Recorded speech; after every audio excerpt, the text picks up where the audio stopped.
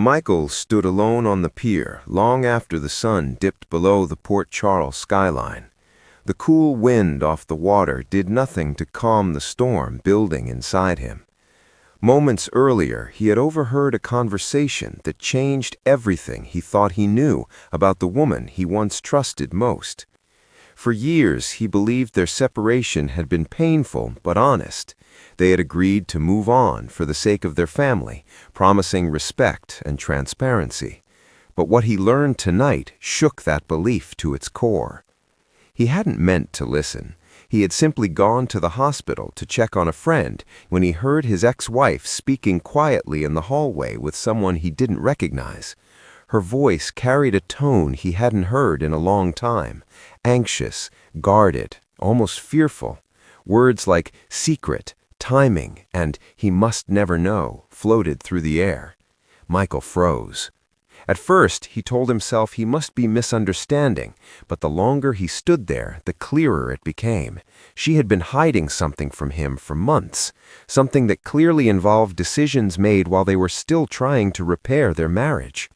The realization hit him like a punch to the chest.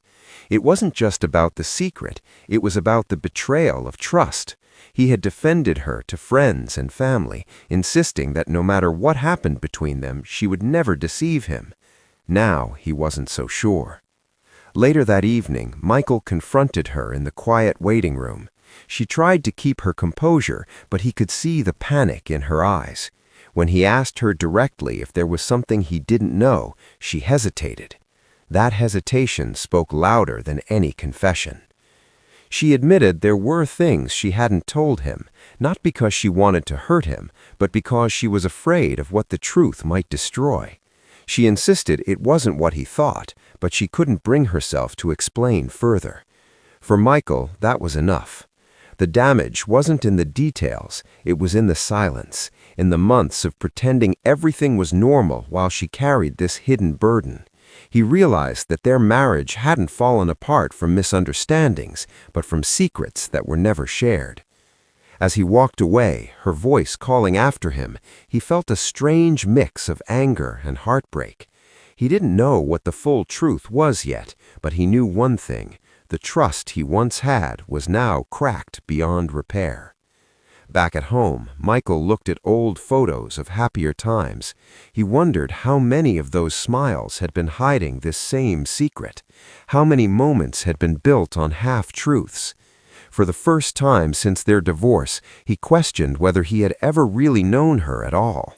And somewhere in Port Charles, the person who shared that secret watched events unfold, knowing that when the full story finally came out, it would send shockwaves through everyone connected to Michael's past. The next morning, Michael barely slept. Every time he closed his eyes, he replayed the moment in the hospital hallway, the whispered words, the hesitation in her voice, the way she couldn't meet his eyes when he asked for the truth. He kept asking himself the same question: what could be so serious that she chose silence over honesty? At the Metro Court, Michael met Carly for coffee. She immediately noticed something was off. He tried to brush it aside, but Carly knew her son too well. Eventually, he told her everything he had overheard. Carly's expression hardened. "Secrets don't stay buried in this town," she said quietly. "If she's hiding something, it's only a matter of time before it comes out." But Michael wasn't sure he wanted the truth anymore. Part of him feared that knowing would only make the pain worse. Meanwhile, across town, his ex-wife sat in her living room staring at her phone. She had typed and erased the same message to Michael a dozen times. She wanted to explain, to tell him everything before someone else did, but fear kept stopping her. Not fear for herself, but for how the truth might affect people he cared about. Later that evening, Michael ran into an old family friend at General Hospital. The friend casually mentioned seeing his ex-wife meeting frequently with a certain person over the past few months, someone Michael never imagined she would be connected to. That name sent a chill down his spine. Suddenly, pieces began to fall into place. Late-night calls she had dismissed as stress, sudden schedule changes, the emotional distance he had blamed on stress. It all started to look different now. Michael felt anger rising, not loud and explosive, but quiet and cold. That evening, he drove past her house without realizing it. The lights were on. He saw her silhouette through the window, pacing, clearly distressed. For a moment, he almost went inside, almost asked her to just tell him the truth so they could both move forward. But he couldn't. Instead, he drove away, deciding that if she wasn't willing to be honest, he would find the answers himself.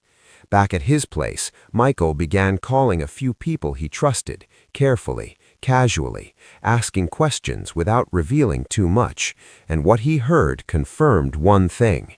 This secret wasn't recent. It went back months, possibly to a time they were still trying to repair their marriage. That realization hurt the most.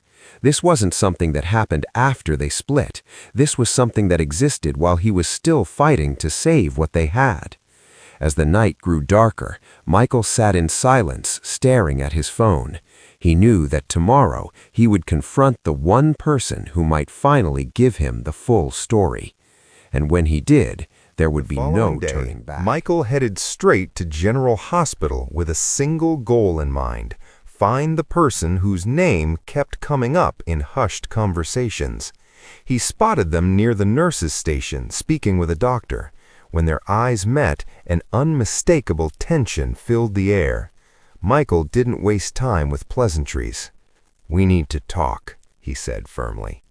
They stepped into a quiet conference room. For a moment, neither of them spoke. The silence felt heavy, as if both knew this conversation had been inevitable for months. Michael got straight to the point. "How long have you been meeting with her, and what exactly are you both hiding?" The person sighed, clearly torn. "This isn't my secret to tell," they replied carefully, "but I never meant for you to get hurt." That answer only made Michael's frustration grow. "Then stop protecting her and start being honest with me." After a long pause, they finally admitted that the situation began when his ex-wife found herself in a difficult position and didn't know who to trust. Instead of coming to Michael, she turned to someone else for guidance, someone with connections, influence, and the ability to help keep things quiet. Michael felt his chest tighten. So all this time, she chose someone else over me? "It wasn't about choosing," the person insisted. "It was about fear. She thought telling you would make everything worse." But to Michael, that reasoning didn't matter. What mattered was that while he had been trying to rebuild their relationship, she had already been building a wall of secrets. Before leaving, the person warned him gently. "When you learn the full truth, you might see why she stayed silent. Not everything is as simple as it looks." Those words followed Michael all the way home. That evening, he finally received a message from his ex-wife. "We need to talk, please, tonight." Against his better judgment, he agreed.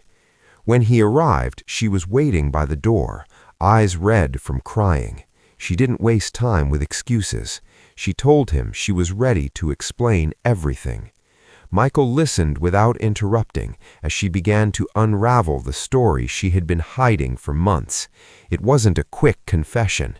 It was layered, complicated, and tied to decisions she had made during a moment of vulnerability when she thought she was protecting everyone, including him. As she spoke, Michael's anger slowly shifted into something else: confusion, disbelief, and a painful realization that the truth was far more complicated than he imagined. By the time she finished, the room felt unbearably quiet. Michael didn't shout, he didn't argue, he just stood there, trying to process how one decision, made in secrecy, had slowly destroyed the trust between them. "I wish you had just told me," he said quietly. She nodded, tears falling freely. "I know. But deep down, they both understood that some truths, once revealed too late, can't repair what was already broken. And now Michael had to decide what to do with the truth he finally had. Michael stepped out into the night air, feeling heavier than before. The truth she had shared wasn't explosive or dramatic the way rumors in Port Charles often were. It was quiet, complicated, and painfully human. A choice made in fear, a secret kept out of misplaced protection, and months of silence that slowly eroded the foundation of trust between them. He walked without direction, replaying every word she had said. For the first time, he understood why she had done it, but understanding didn't erase the hurt. The next morning, Michael returned to the pier where this emotional spiral had begun. The water was calm now, reflecting a soft gray sky. He realized something important. This wasn't about exposing her, or seeking revenge, or even demanding apologies. It was about deciding what kind of peace he wanted for himself, moving forward. Later that day, he met her one last time at the Metro Court. There were no raised voices, no accusations, just two people sitting across from each other, acknowledging that the past couldn't be rewritten. "I forgive you," Michael said quietly. She looked up, surprised. "You do?" "I understand why you did what you did, but I can't forget how it felt to be shut out. That's something I have to live with." Tears filled her eyes again, but this time they weren't from panic, they were from relief. They talked longer than they had in months, not about the secret, but about their children, their shared memories, and the parts of their relationship that had once been good. For the first time since their divorce, the tension between them eased. As they parted ways, there was no bitterness left, only acceptance. Michael knew the trust they once had would never fully return, but he also knew he didn't want to carry anger with him any longer.